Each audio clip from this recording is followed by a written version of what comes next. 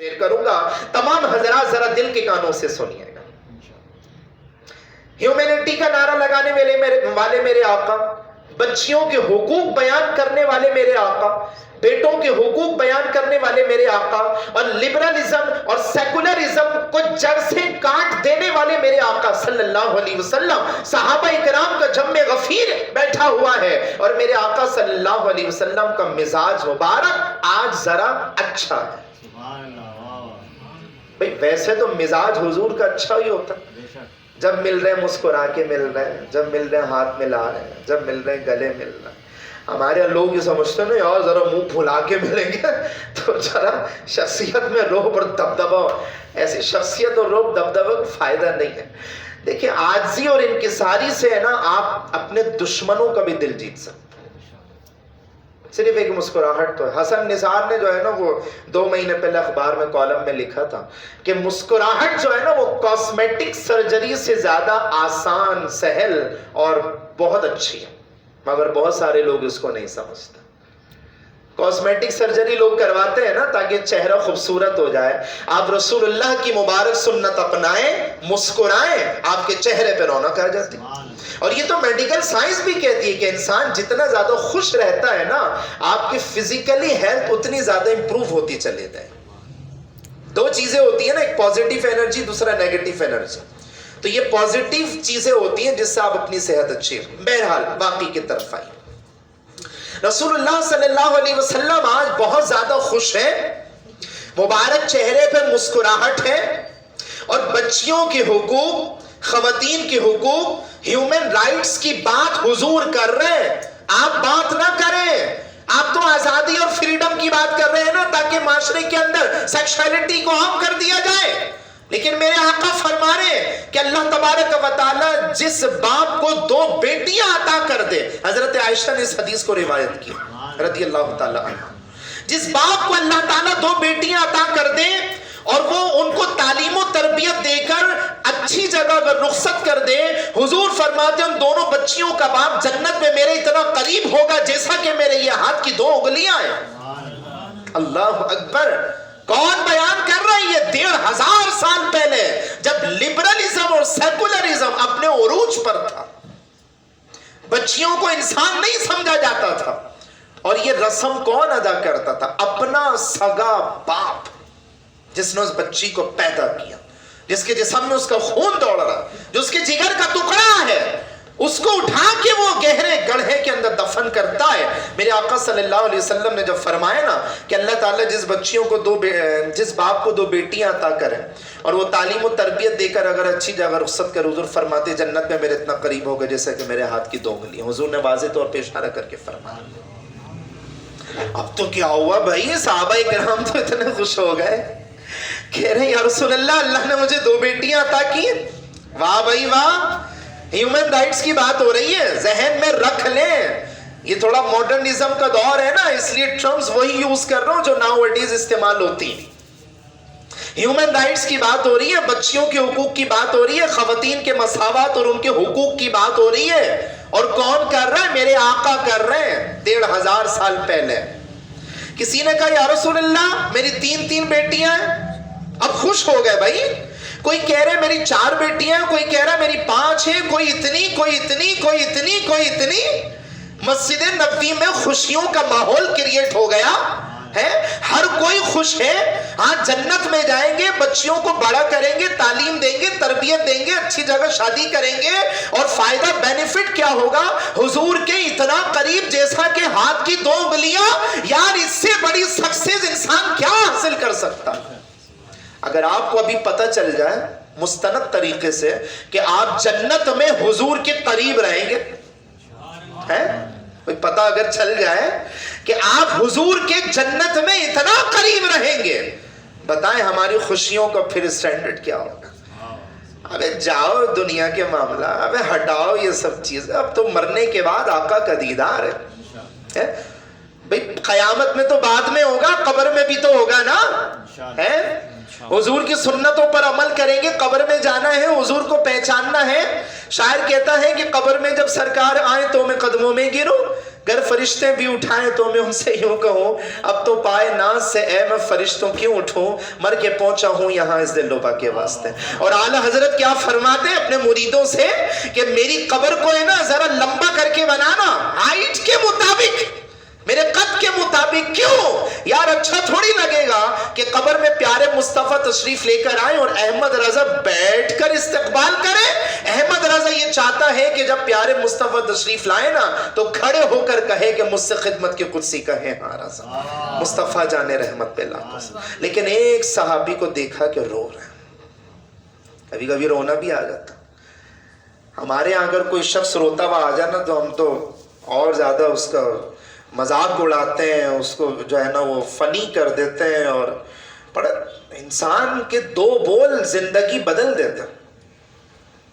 انسان کا جو لب و لہجہ ہے نا، کہتے ہیں نا کہ لہجے کا اثر الفاظوں سے زیادہ ہوتا، وگرنہ عبارتیں تو دیواروں پر بھی لکھی ہوتی۔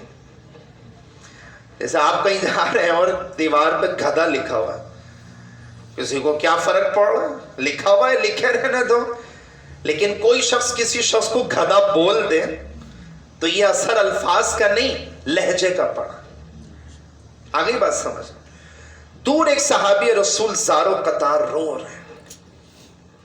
بچیوں کی اہمیت کیا ہے یہ بچیوں والے ہی سمجھ سکتے ہیں۔ کتنے مشکل سے پروان چڑھاتے ہیں نا، چھوٹی سی بچیاں، گھر کی رونق، آتے ہیں دسترخوان بچھانے والی بچیاں، پانی پیش کرنے والی بچیاں ہیں، کھانا سرو کرنے والی بچیاں، بچے تو عموماً موبائل میں لگے رہتے ہیں، ٹھیک ہے، چائے پیش کرنے والی بچیاں، سر دبانے والی بچیاں، پاؤں دبانے والی بچیاں۔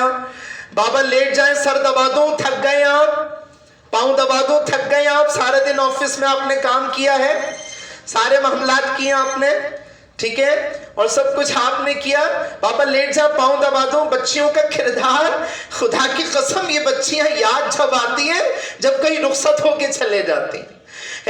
مرد ہے نا، مرد کو اللہ تعالیٰ نے ذرا بڑا دل گردہ دیا، برداشت کر لیتا ہے، لیکن ہم نے نکاح کے بعد دیکھی ہیں سچویشنز کہ کونے میں جا کے نا چپکے رو کر آ جاتے ہیں۔ کیا ہے یار یہ بچیوں کے حقوق آخر پلائے کس نے؟ حضور صلی اللہ علیہ وسلم۔ ایک صحابی رسول رو رہے ہیں، حضور بلاتے ہیں، بلانے کے بعد قریب بٹھاتے ہیں، حضور کا طریقہ دیکھیں، حضور کی سیرت، آپ حضور کا ایٹیٹیوڈ، حضور کا بیہیویئر، حضور کا رویہ، حضور کے اخلاقیات آپ دیکھیں۔ برابر میں بٹھاتے ہیں، کندھے پہ ہاتھ رکھتے ہیں اور بولتے ہیں اتنے اچھے ماحول میں آج میرے غلام کو کیوں رونا آ رہا ہے؟ وہ صحابی رسول کہتے ہیں یا رسول اللہ صلی اللہ علیہ وسلم، میں کیا بتاؤں کہ زمانے جاہلیت میں اللہ تعالیٰ نے نا مجھے ایک چاند سی خوبصورت سی بیٹی عطا فرمائی تھی، اور جب وہ بیٹی عطا فرمائی تھی نا تو میرا تعلق اور میرا بلونگ اس قبیلے سے تھا۔ ہمارے یہاں یہ کلچر تھا کہ ہم لوگ بچیوں کو 2-4 سال پال کے ہے نا خود دفن کر کے یہ رسم ادا کرتے تھے، اور بڑے فخر سے بولتے تھے دیکھو ہم نے بچی کو زندہ دفن کر دیا۔ حضور اللہ نے ہے نا زمانے جاہلیت کو واقعہ بتا رہا، اب اسلام نہیں آیا تھا۔ میں آپ کو بتانا چاہ رہا ہوں کہ ہیومن رائٹس کیا ہے، وومن رائٹس کیا ہے، ڈاٹر رائٹس کیا ہے، بچیوں کے حقوق کیا ہے، ماں باپ کے حقوق کیا ہے، اسی پہ گفتگو مجھے ختم کرنی ہے۔ اب حضور پوچھ رہے ہیں، کہتے ہیں یا رسول اللہ اللہ نے مجھے چاند سی بیٹی عطا کی۔ اتنا خوش ہوا، اتنا خوش ہوا، اتنا خوش ہوا کہ میں نے سب دوستوں یاروں کو بتا دیا کہ یار آج تو چاند کا ٹکڑا میرے گھر کے اندر آ چکا، چاند کا ٹکڑا میرے گھر میں آ چکا۔ وہ بڑی ہوتی گئی، میرے آنکھوں کا سرور بن گئی، میرے دل کا چین بن گئی۔ میں سارا دن کھیتی باڑی کر کر آتا، میرے سامنے بیٹھتی، کھانا کھاتی، اپنے ہاتھ سے کھلاتی، میں اسے اپنے ہاتھ سے کھلاتا، میرے ساتھ لپٹ کے آتی، میرے ساتھ سو جاتی، میں اسے قصے کہانیاں سناتا، میں اسے واقعات سناتا، میں اسے اپنے سے موٹیویٹ کرتا، وہ مجھے چومتی، میں اس کا ماتھا چومتا۔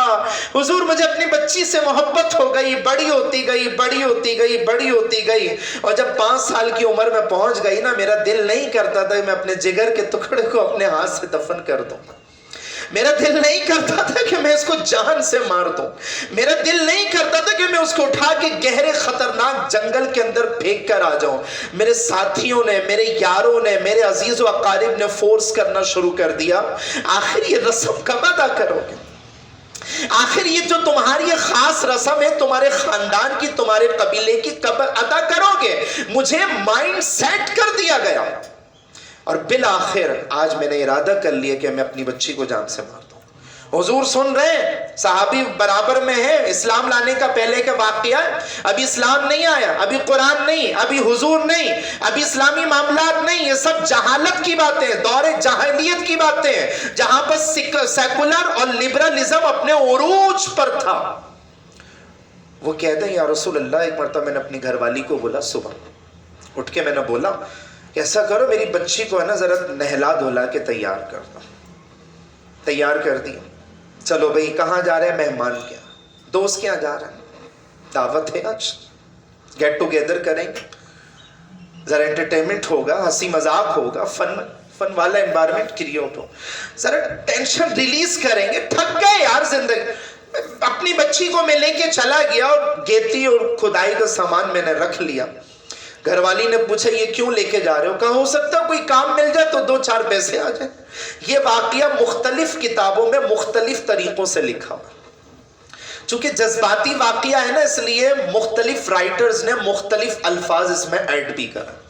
اب وہ جاتے ہیں اور گہرے جنگل میں وہ لے کر جاتے ہیں اپنی بچی کو, اور کھدائی کرنے کا جو آلہ گیتی وغیرہ ہے اس سے کھدائی کرنا شروع کرتے ہیں.